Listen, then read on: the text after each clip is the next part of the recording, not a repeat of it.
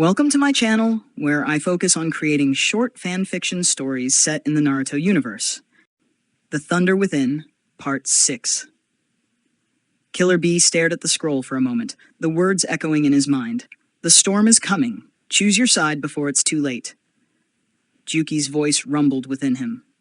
This is no idle threat, B. Whoever that masked figure was, they knew who you were, and they had the nerve to approach you directly. This isn't some random rogue shinobi. B nodded, his brow furrowing as he folded the scroll and tucked it into his waist pouch. Yeah, I hear ya, Juki. This is serious. But what's their game? They're trying to pull me into something. But what? That's what we need to figure out, Juki replied. But we can't do it alone. A needs to see this. B straightened up, feeling the weight of the situation pressing on him. His instincts told him to chase after the masked figure, but he knew Juki was right. This was bigger than just him, and he needed to bring the Raikage into the loop. Without wasting any more time, B set off toward the Raikage's office. Inside the towering administrative building in Kumogakure, A sat behind his desk, reviewing reports from the village's intelligence network. His mind was already troubled by the growing unrest across the continent, and the idea of hidden forces pulling strings in the shadows made his stomach churn.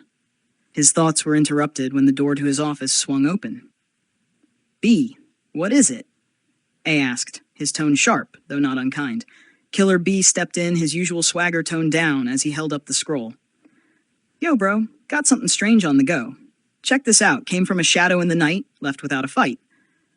A took the scroll and unrolled it, his eyes scanning the brief message. His jaw tightened as he read the words, and he crumpled the paper slightly in his fist before setting it down on the desk. Where did this come from? A asked, his voice low and dangerous. Some masked ninja, creeping in the dark. Dude tossed the scroll, disappeared without a spark, B explained, leaning against the doorframe. A stood up, his fists clenched in anger. They came that close to the village? And they dared to target you directly? Whoever this is, they're bold, and that makes them dangerous. B nodded, his expression serious. Yeah, bro, but they weren't looking for a fight. They wanted me to see that scroll, to know what's coming. A paced behind his desk, his mind racing. This isn't just a warning, B. It's a message. Someone is making moves in the shadows, and they want you involved. But why? B crossed his arms, thinking, could be they know we're strong, yo. Maybe they want us on their side before they make their show. A slammed his fist on the desk, shaking the wooden structure. They're trying to play us, B. I won't let Kumogakure be dragged into another war because of some shadow group. Suddenly, there was a knock on the door, and Darui, A's right-hand man, stepped inside. Raikage-sama, we've received some troubling reports from the Land of Iron. There's been an unusual gathering of rogue shinobi near the borders. I looked at Darui, his eyes narrowing. The Land of Iron? That's neutral territory. Why would rogues gather there? Darui handed over a report. We don't know yet, but several of our scouts have reported seeing high-level shinobi from various villages, shinobi that were thought to be missing or even dead. B and A exchanged a glance, the same thought crossing their minds. Could this be related to the message B received? Darui, double the surveillance around Kumogakure and the surrounding regions, A ordered. I want to know who's moving in and out of our territory. And send scouts to the Land of Iron. Discreetly. We need to find out what's going on there. Darui nodded, then turned to leave, but B stopped him. Yo, Darui, keep an eye on things low, but if you hear a thing, you let us know. Darui gave a nod of acknowledgement before slipping out of the room. Once the door was closed, A turned back to B, his face grim. We're running out of time, B. Whoever is pulling these strings, they're moving faster than we anticipated. We need to be ready. B stepped closer, his fists clenching. So what's the plan, bro? We waiting for them to make the next move, or are we going to strike them with the groove? A frowned, deep in thought. No, we can't just sit back and wait. But we need more information before we act. I'll send word to the other Kaj. We need to get to the bottom of this together. B nodded, understanding the gravity of the situation. All right, bro. But if it comes down to a fight, you know I'm ready to light up the night. A allowed a small smile, his hand gripping B's shoulder. I know, B. And if things go bad, you'll be right there with me, like always. Days passed, and the tension in Kumogakure only grew. Reports of rogue shinobi activity continued to come in from all over the continent, but the most troubling information came from the scouts in the Land of Iron. Darui stood before A and Killer B, delivering the latest report. Raikage-sama, our scouts have confirmed that there's an organized gathering of high-level rogue shinobi in the Land of Iron. They've been seen moving in and out of a hidden base within the mountains. A's eyes narrowed. A base? Who's behind it? Darui shook his head. We don't know yet, but there's a pattern to their movements. They're not just random rogues, they're being directed. B crossed his arms, the weight of the situation settling in. Yo, bro, sounds like a puppet show. Someone's pulling strings, but who's in the know? A clenched his fists, his anger barely contained. It doesn't matter, we'll find out soon enough. Prepare to move out, B. We're going to the Land of Iron ourselves. B's eyes lit up. Finally, some action. I was starting to get bored with all the inaction. Darui stepped forward, concerned. Raikage-sama, are you sure it's wise to go personally? If this is a trap, I raised a hand, cutting him off. That's exactly why I'm going. I won't let Kumogakure get blindsided by some rogue faction. We need to find out who's behind this, and we need to stop them before they cause any more damage. B grinned, excitement coursing through him. Yo, Juki, you ready for this ride? We about to bring the thunder, no need to hide. I'm always ready, B, Juki replied, his voice rumbling with anticipation. Let's see what these rogues are up to. The next day, Killer B and A, along with a small elite squad of Kumogakure's best shinobi, made their way toward the Land of Iron. The journey was tense, each of them aware that they were heading into enemy territory without fully understanding what they were up against. As they approached the snow-covered mountains of the Land of Iron, the temperature dropped sharply, and the wind howled around them. The village of Samurai was a neutral zone, but that didn't mean it was without danger. The base that the rogues were using was deep within the mountains, hidden from the watchful eyes of the Land of Iron's samurai. B glanced at A, who was walking silently beside him, his face set in a grim expression. Yo, bro, this place gives me the chills. Hope we find some answers in these hills. A nodded, his eyes scanning the terrain. Stay sharp, B. We don't know what's waiting for us up ahead. As they ventured deeper into the mountains, B felt a strange tension in the air, a sense of unease that settled in his gut. He could feel Gyuki stirring inside him, sensing the same ominous presence. Something's wrong, B, Gyuki growled. There's chakra in the air. We're walking into something big. Before B could respond, a sudden burst of chakra exploded from the ground beneath them, and a group of masked shinobi appeared, surrounding the team in an instant. Their leader, a tall figure with a dark mask, stepped forward. Welcome, Raikage, the masked leader said, his voice echoing through the snow-covered valley. We've been expecting you. To be continued. Killer B and the Raikage walk into an ambush in the Land of Iron. Who are these masked shinobi, and what do they want with Kumogakure's leadership? The tension rises as the storm brews. Let me know if you'd like to continue. The Thunder Within, final part. Killer B stood back to back with his brother A, the Raikage, as the masked shinobi surrounded them in the snow-covered valley. Their chakra signatures were strong, dangerous, and the leader's presence was palpable like a storm about to break. Yo, bro, B muttered, his voice low but steady. We got ourselves a crowd, but I ain't scared. I'm about to get loud. A's fists crackled with lightning as he prepared for the fight. Stay sharp, B. These guys aren't amateurs. We need to hit them hard and fast. The leader of the masked shinobi took a step forward, his mask gleaming in the dim light of the overcast sky. Killer B. Raikage, you've walked right into our trap, but don't worry, this won't be a fight to the death. Not yet. B's eyes narrowed. Yo, who you think you are, setting up a trap like this? You messing with the Raikage. You bout to be dismissed.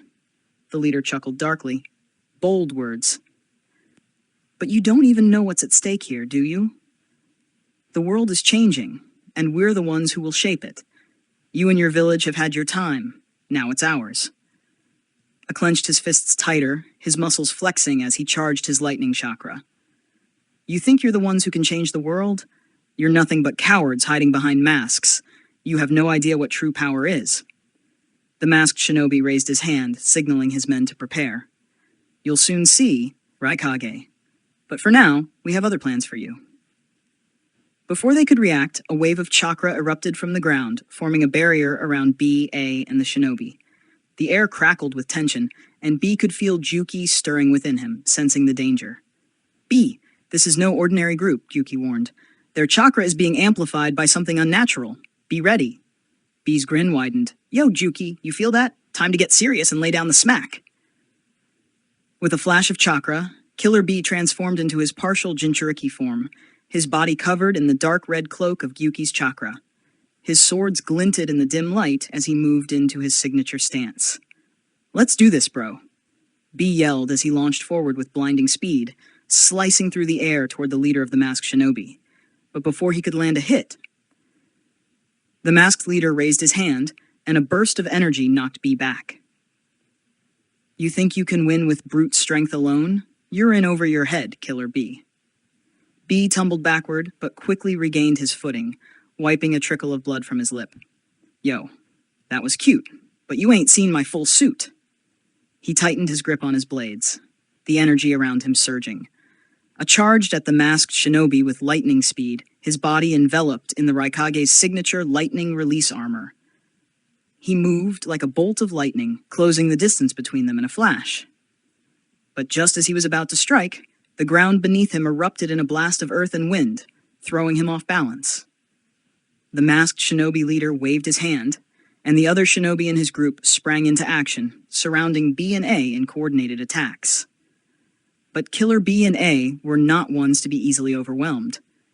B spun through the air, deflecting kunai and shuriken with his swords, while A tore through the battlefield like a hurricane, his fists crackling with lightning as he smashed through their ranks. You're strong, Raikage, the masked leader said, his voice calm even in the chaos. But strength alone won't save you. You don't understand what's coming. The old order is about to fall. A clenched his teeth, his eyes blazing with anger. Enough of your riddles. You think you can challenge Kumogakure and the other villages? We've survived worse than you. The masked leader's eyes gleamed from behind his mask. This isn't about Kumogakure. This is about the entire shinobi world. The era of the Kage of the great nations. It's coming to an end.